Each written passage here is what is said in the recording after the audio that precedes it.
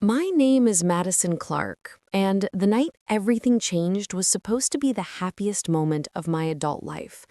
After 10 years of saving, sacrificing, and grinding through double shifts as a financial consultant in Portland, Oregon, I finally bought my first home. Not a mansion, not a luxury condo, just a cozy two-story house with cedar siding, a little backyard, and enough sunlight to make my plants happy. It was mine. I invited my family over for a small housewarming party. I wanted laughter, warmth, maybe even a fresh start after years of tension. I decorated the backyard with string lights, set out grilled vegetables and homemade sliders, and even bought my brother's favorite craft beer, the one I couldn't afford back when I was helping him through college. For a moment, the evening felt perfect. Neighbors mingled with distant cousins, the fire pit crackled softly, and the air smelled like smoked hickory and summer grass. My mom, Lydia, fussed over the snack table. My younger brother, Evan, strutted around like he owned the place, high-fiving his gym buddies and telling stories about his business ventures. I kept reminding myself to breathe. It's fine, I thought. Tonight is about family. Tonight is about moving forward. Then, Evan tapped his beer bottle with a fork, gathering everyone's attention. "All right, everyone, I've got something special for our girl Maddie," he announced, grinning like he'd just won a game show. His friends hooted and cheered. I didn't expect a speech from him. God knows he never thanks me for anything. But I hoped, just for a second, that maybe he'd surprise me. Maybe he'd say he was proud. Maybe he'd say thank you for all the years I helped him and Mom stay afloat. Instead, he grabbed the remote and pointed it toward the outdoor TV mounted on my back porch. The screen lit up. My heart sank before the video even started. It was a montage. No, a parody of me. Clips stolen from my old social media posts, edited with mocking captions, goofy sound effects, and a voiceover. Evan's voice, saying, "Here's Madison, the queen of boring, the human wallet, the woman who thinks working 60 hours a week makes her part of the family." Laughter exploded behind me. Evan's friends doubled over, one of them slapping another's back like they'd just witnessed the joke of the century. Even a couple of my cousins chuckled nervously. I felt my stomach twist into knots. My cheeks burned, my breath caught. But the worst part, the part that cracked something deep inside me, was seeing my mom let out a soft, stifled laugh, like she couldn't help it. She quickly covered her mouth, but I saw it. The punchline of the video flashed across the screen in big, bold letters. Madison Clark, not really family material. Someone whistled. Someone clapped. Evan bowed. I stood frozen, gripping the edge of the drinks table to keep myself upright. And right there, as the laughter echoed through my brand new backyard, something inside me broke, but something else woke up. A quiet, steady flame. Before I continue, let me say this.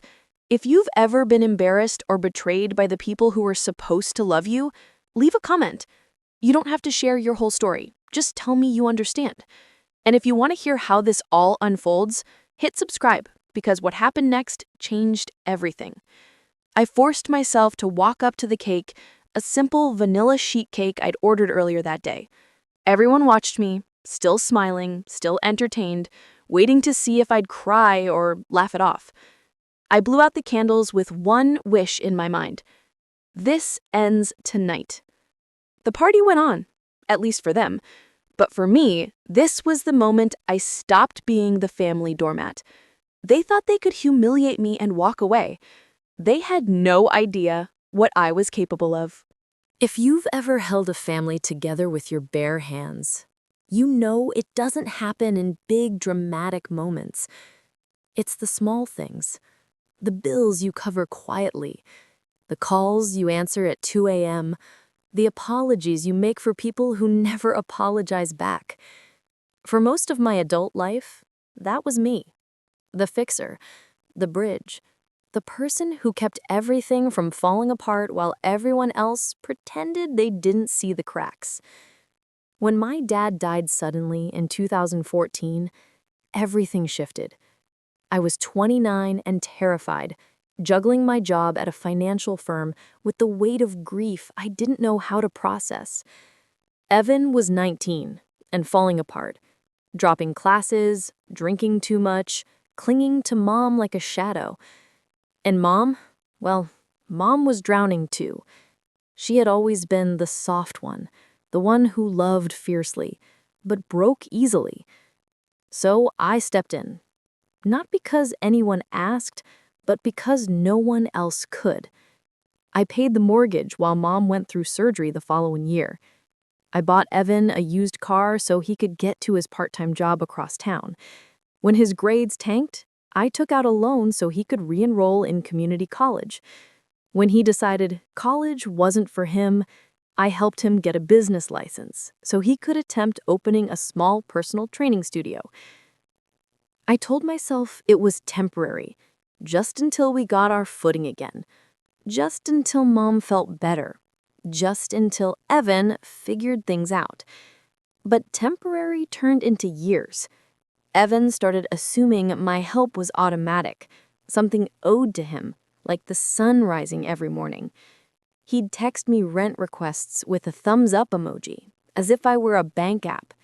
He'd brag to his friends about being self-made, while I quietly paid overdue invoices he'd forgotten or ignored. Mom wasn't cruel, but she was blind in a way only a mother can be. She loved Evan with a softness that made her overlook every warning sign. "He's trying, Maddie," she would say whenever he messed up. Or worse, "You're so responsible, you don't need the attention he does." I swallowed that, year after year, reminding myself that family doesn't keep score. But somewhere along the way, family stopped being a comfort and became a responsibility, a heavy one that seemed rest squarely on my shoulders. And still I tried. I invited Evan to holidays. I took mom on weekend trips. I let myself believe that if I just kept giving, things would eventually balance out. That one day, Evan would stand beside me as an adult, not a child pretending to be one. That mom would see me not as the strong one, but as her daughter who also needed comfort. But reality kept showing me a different picture. I remembered last Thanksgiving, how Evan mocked my job in front of everyone, calling it glorified math homework, while mom gently scolded me for being too sensitive. Or the Christmas before, when Evan joked that I'd never have a family of my own because I was married to spreadsheets. Those moments didn't just hurt, they piled up. Brick by brick, building a wall between us I didn't know how to tear down. And yet, even with all of that, even after everything Evan said and did, I still hoped the housewarming party might be a new chapter, that maybe, finally, things would be different, that maybe I'd get a little bit of the love I kept giving. Instead, I got a video calling me not family material. Standing in my own backyard, surrounded by people eating my food, drinking my drinks, laughing at my expense, I felt the weight of the past 10 years hit me all at once. Every sacrifice, every moment I'd chosen them over myself, every time I'd told myself it didn't matter. But it did. It mattered more than I wanted to admit. For the first time, I realized I wasn't just hurt. I was heartbroken. And heartbreak, that's the moment empathy becomes clarity. The moment pain becomes truth. And the truth was this: I'd spent my whole life giving pieces of myself to a family that didn't know how to value them. Anger is a strange feeling. It doesn't explode all at once, not when you've been trained your whole life to swallow it.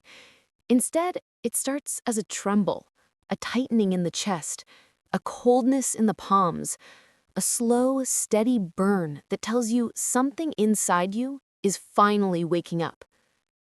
That night, after the housewarming humiliation, the anger didn't hit me immediately. It came on the drive home from dropping off Mom, while she sat in the passenger seat, humming softly like nothing had happened, like she hadn't laughed, like she hadn't watched me be gutted in front of everyone.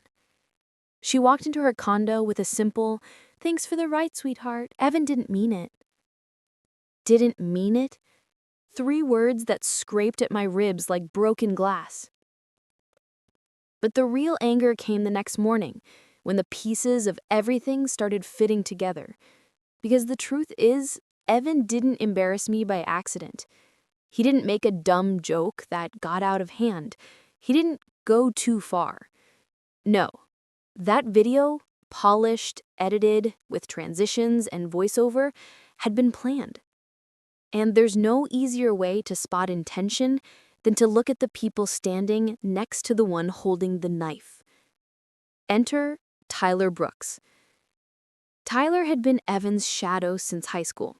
Loud, lazy, and the kind of friend who thinks cruelty is a personality. He was the one who always pushed Evan to be funnier, go bigger, stop letting Maddie boss you around.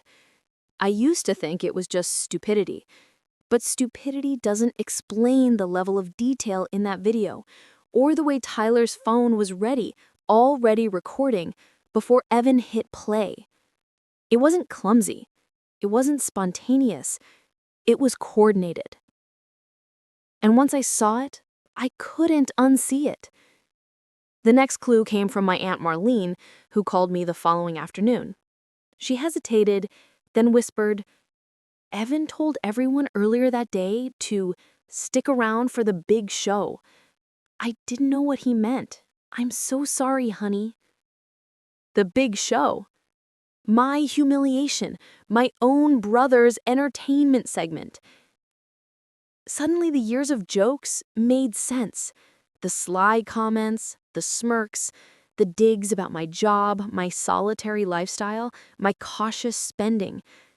Evan wasn't just teasing, he was performing, testing boundaries, seeing how far he could push before I broke. And I never did. That was the problem. Mom always shielded him with excuses. He's going through a phase. He's under stress. He admires you, that's why he pushes you. He doesn't mean harm. But harm doesn't depend on intention. Harm is harm. I started replaying conversations in my head, little things I'd brushed off before. Like the time Evan said, "You don't understand real family bonding because you're always trying to be everyone's dad." Or when he joked that the only reason I bought my house alone was because no sane man wants to date a woman who acts like a credit union. Tyler laughed until he choked. Mom said, "Boys will be boys." And then there was last month when Evan demanded that I transfer partial control of Mom's savings account to him so he could help out. I told him no. He sulked for a week. He wasn't just looking for money. He was looking for leverage, because in Evan's mind, power didn't come from contribution. It came from control. And I controlled too much. My finances, my stability, Mom's medical bills, the family's long-term planning. And he hated that. He hated that the boring sister was the one keeping things together. He hated that I didn't worship him the way everyone else did. He hated that the grown-up decisions were mine to make, not his. So he took the one thing he could reach, my dignity. And the more I thought about it, the more the anger sharpened into something cold and precise. Because the truth is, people like Evan don't become cruel overnight. They're enabled, encouraged, protected. And Mom, my own mother, had been his shield his entire life. That night was the first time I let myself really feel it. The betrayal didn't start with a video. It started years earlier, the moment my family decided my pain was easier to ignore than his ego. And as that realization settled in my chest, the anger didn't burn anymore. It crystallized. Because once you finally see the villain clearly, You can't pretend he's just misunderstood. You can't keep forgiving. You can't keep absorbing the damage. At some point, you stop being the victim and you start becoming something else entirely. There's a certain kind of quiet that doesn't comfort you. It suffocates you. That's the silence I walked into when I got home the night after the party. The string lights in the backyard were still glowing faintly, swaying in the breeze like they didn't witness the worst moment of my adult life. The empty cups on the patio table, the half-finished drinks, the crumpled napkins, it all made the humiliation feel fresh, as if it had happened 2 seconds ago. I tried to clean up, but after picking up just one plate, my hands began to shake. I set it down, walked inside, and closed the sliding door. And then, I just broke. I slid down against the kitchen counter and sat on the floor, my knees to my chest, as everything I had swallowed for years finally caught up with me. It wasn't the video itself that crushed me. It wasn't even Evan's smug face or Tyler's laughter echoing across the yard. It was the realization, sharp and undeniable, that I had built my life around people who didn't see me at all. Not as a daughter, not as a sister, not even as a human being deserving of basic respect. And the worst part, I couldn't blame them entirely. I trained them to treat me this way. Every time I said yes when I wanted to say no, every time I bailed Evan out, every time I let Mom's excuses become my truth, every time I convinced myself that being the strong one meant having no needs, I had handed them permission. People say emotional pain feels heavy, but mine felt hollow, like someone had carved out the middle of me and left a quiet, aching space behind. The house, once my dream, suddenly felt foreign, like I didn't belong in it any more than I belonged in the family who had mocked me. I went into the garage, turned on the single hanging light bulb, and sat on an old folding chair. The air smelled like sawdust and winter coats. It was the only place in the house where I felt invisible, small enough that I didn't have to pretend I was okay. I cried until my throat hurt, the kind of crying that comes in waves, silent at first, then uncontrollable, then silent again. I pressed my hands over my face because the sound of my own sobbing made me feel weak in a way I didn't want to acknowledge. How had I ended up here? How had I, the responsible one, the planner, the helper, the fixer, become the family's punchline? A memory flashed across my mind. Dad sitting with me at the old kitchen table, telling me, "You don't have to hold everyone together, Maddie. Let people carry themselves." I didn't listen then, and I was paying for it now. For the first time in my life, I genuinely wondered if walking away from my family entirely was the only way to stop the pain. Not out of spite, but out of survival. I wasn't thinking about revenge. I wasn't thinking about justice. I wasn't thinking about power. I was thinking about how badly I wanted to disappear from the version of myself they had created.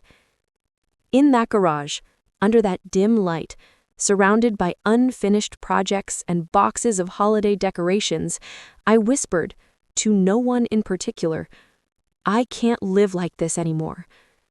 And for a fragile, fleeting moment, I meant it. Rock bottom isn't a place.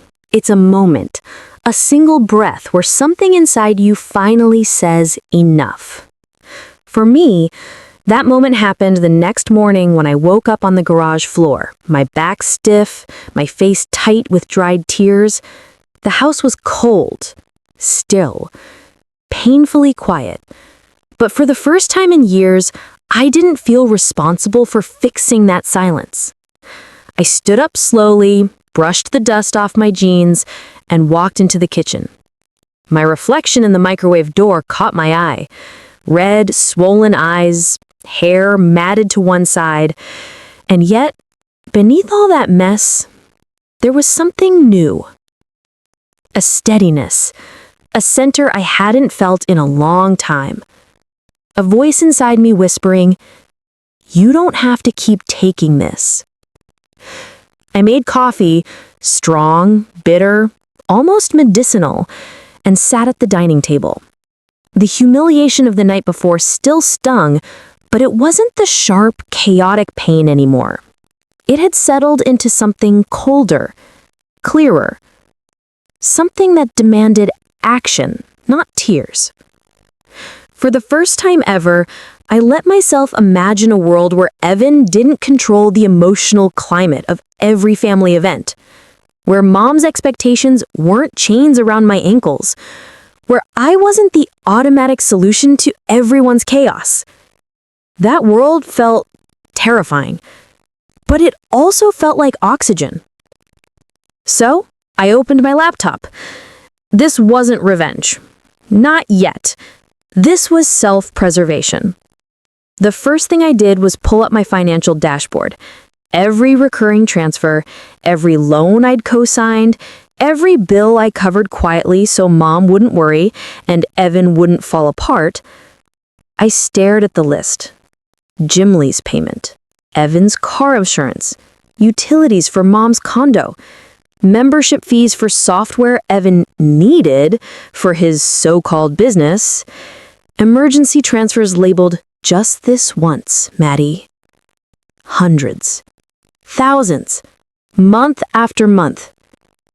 My fingers hovered over the mouse for only a second before clicking cancel. One payment after another. Each click felt like reclaiming a little piece of myself. Then I called my lawyer, Alicia Romero, a woman I'd worked with during a probate case years earlier. Sharp, steady, compassionate in a way that didn't soften her edges. The kind of woman whose presence made you sit up straighter. She answered on the second ring. "Maddie, everything okay?" "No," I said. And then I told her everything. The party, the video, the years of financial dependence, the growing aggression. Not dramatic, not embellished, just the truth. When I finished, there was a pause. "Maddie, what they did wasn't just cruel. It was strategic. This wasn't a prank. This was an attempt to undermine you." "I know," I whispered. "Then listen to me," she said firmly. "You need to protect yourself and your mother's assets. Evan's behavior is escalating, and Tyler being involved, that's a liability."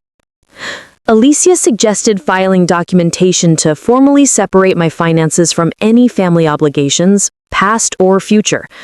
She also advised me to gather evidence of the financial strain I'd been carrying.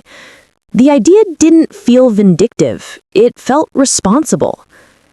By noon, I had scanned years of receipts, leases, transfers, and emails where Evan promised to pay me back soon. Alicia organized everything into folders labeled with words like pattern, dependency, and coercion. The next call I made was Grant Miller, a private investigator who once helped my firm on a fraud case. He wasn't flashy. He worked quietly, moved efficiently, and kept everything professional. "Grant, I need information on someone," I said. "Name?" "Tyler Brooks. And his involvement in my brother's business." Grant didn't ask why. He didn't need to. By the tone of my voice, he already knew. "I'll start today," he said. "Expect updates this week." When I hung up, I felt something I hadn't felt in a long time. Control. Not over other people's problems, not over family dynamics, but over myself. I wasn't powerless. I wasn't alone. I wasn't crazy for wanting respect.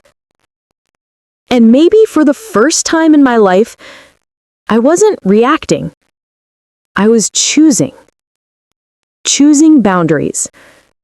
choosing clarity. Choosing me. The anger that once scared me now felt like fuel. Not a wildfire, but a focused flame. Because now that I'd stopped breaking myself to keep my family comfortable, I finally had the strength to do what came next.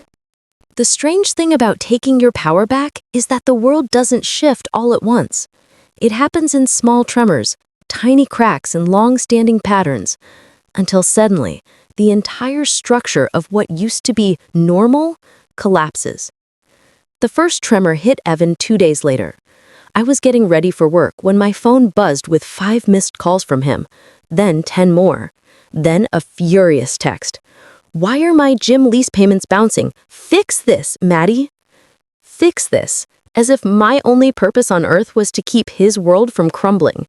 I didn't reply. Instead, I made myself breakfast, calmly, almost ceremonially, the way someone might eat quietly before a battle they already know they'll win. By noon, he called again, his voice sharp and frantic.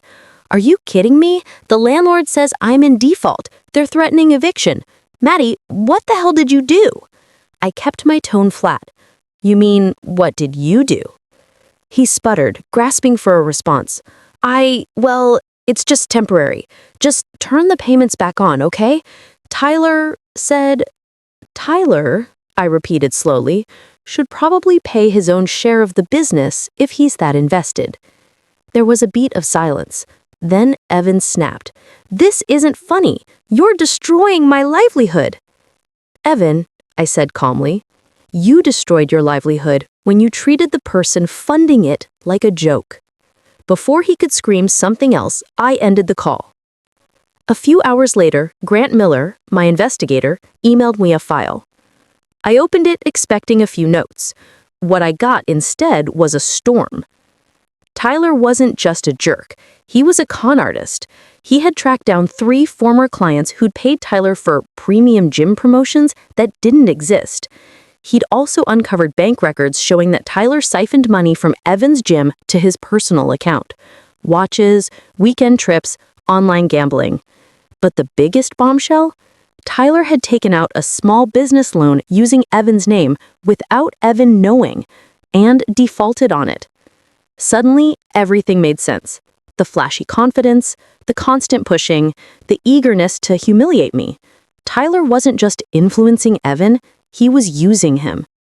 I forwarded everything to Alicia. She replied within minutes. "This evidence is extremely strong. We can use this strategically." Strategically, that became the word of the week. The collapse begins. By Wednesday, Evan's gym landlord had posted a notice. 3 days to pay or vacate. I drove by after work, not to revel in it, but to witness the truth for myself. The parking lot was nearly empty. Evan stood outside pacing aggressively, his hands in his hair as he yelled into his phone. I didn't need to hear the words to know who he was yelling at. Tyler Shirley was slipping away. Rats don't stay on sinking ships. And indeed, the next day, Grant called me. "You're not going to believe this. Tyler emptied the remaining business account and skipped town. Last transaction was a flight booked under a fake last name." It was almost poetic. Evan had spent years treating me like his safety net, mocking me for being responsible, while building his entire identity on a friendship that was nothing but smoke. Now the smoke had cleared, and there was nothing left. Family fallout. The next blow didn't come from Evan. It came from Mom. She showed up at my house unannounced, eyes anxious, voice trembling. "Maddie, what's happening? Evan says you're sabotaging his business. He's terrified." My first instinct was guilt. Then I remembered the video, her laugh, her silence. I invited her in, not out of obligation, but out of clarity. "Mom," I said gently, "sit down. I need to show you something." I pulled out the folder Alicia helped organize. Every bill I'd paid, every debt Evans had covered, every bounced payment from his end. Then I showed her Grant's report. Mom's face went pale, her eyes filled with tears, not defensive tears, but the kind that come from seeing the truth all at once. "Oh God," she whispered. "I didn't know. I didn't realize how much you've—" She broke. "How long have you been taking care of us?" 10 years, I said softly. She covered her mouth, devastated. "I'm so sorry, Maddie." For the first time, maybe forever, she meant it. The confrontation. A few days later, we all sat in Alicia's office. Alicia, Grant, Mom, Evan, puffy-eyed, defensive, still blaming everyone but himself. Alicia laid out the evidence, piece by piece. The unpaid debts, the unresponsible spending, Tyler's fraud, the loan taken in Evan's name. Evan's bravado cracked like thin ice. "That's not my fault," he insisted. "Tyler did all that. You can't hold me accountable." Alicia folded her hands. "You signed the partnership agreement. Legally, you are responsible, and Madison is no longer willing to financially support you." Mom turned to him, eyes red but firm. "Evan, you need to take responsibility. Madison isn't your enemy." For once, Evan didn't have a rehearsed comeback. He looked small. When Alicia slid the separation papers toward him, documents cutting him off from my finances, Mom's accounts, and any authority in family decisions, Evan hesitated. Then, slowly, reluctantly, he signed. The sound of the pen clicking shut echoed through the room. It didn't feel like victory. It felt like justice finally catching up. And it felt right. For the first time, Evan was forced to stand on his own 2 feet. For the first time, Mom saw me clearly. For the first time, the balance shifted. And I didn't have to lift a finger in anger. I just stopped holding everything together. Sometimes, that's all it takes for the truth to rise. 6 months passed. Not quickly, not smoothly, but steadily. Like a tide finally pulling back after years of dragging me under. I didn't mark the time on a calendar. I didn't count the days since the fallout. Life simply moved. And for the first time in a long while, it moved with me, not against me. My home, once a place stained with humiliation, slowly transformed into something peaceful. The backyard where I was mocked became the spot where I drank morning coffee, wrapped in a soft blanket, watching squirrels race along the fence. My kitchen became a place where I cooked for myself, rather than for guests who didn't value me. The silence was no longer suffocating. It felt earned. It felt like mine. And my life changed in other ways too. My career flourished now that I wasn't funneling every spare dollar or ounce of energy into saving Evan from himself. I landed new clients, bought better equipment for my home office, and even took a weekend trip to the Oregon coast alone. Walking by the water, with gulls overhead and cold waves licking my ankles, I realized something. Sometimes the biggest freedom is learning you don't have to carry everyone else. Mom changed too. Not instantly, not perfectly, but sincerely. She apologized more times than I expected.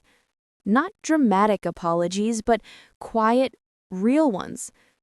She started seeing a therapist, trying to understand why she had clung so tightly to Evan while overlooking me.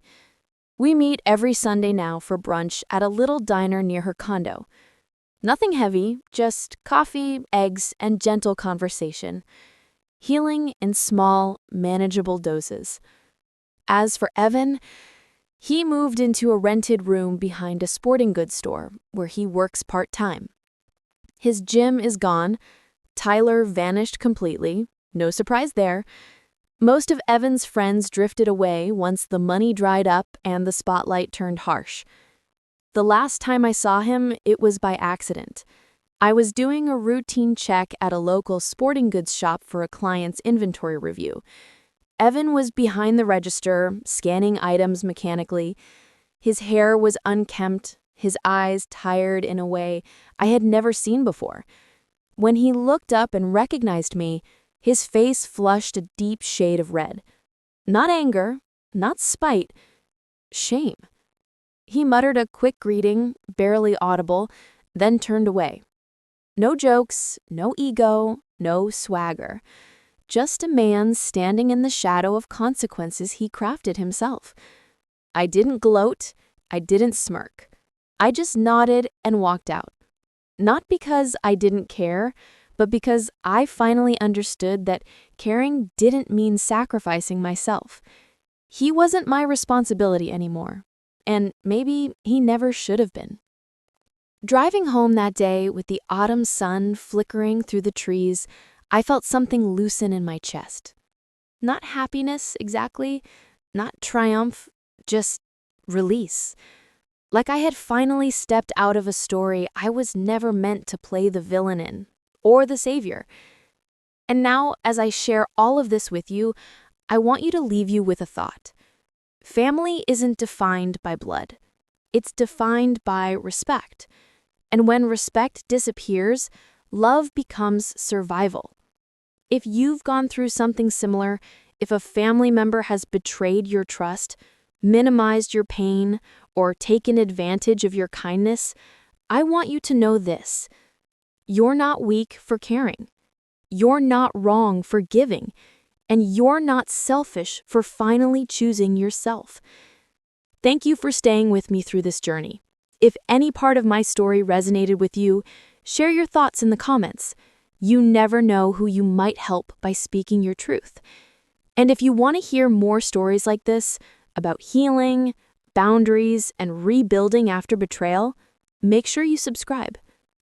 Your time matters. Your story matters. And you matter more than the people who failed to see your worth.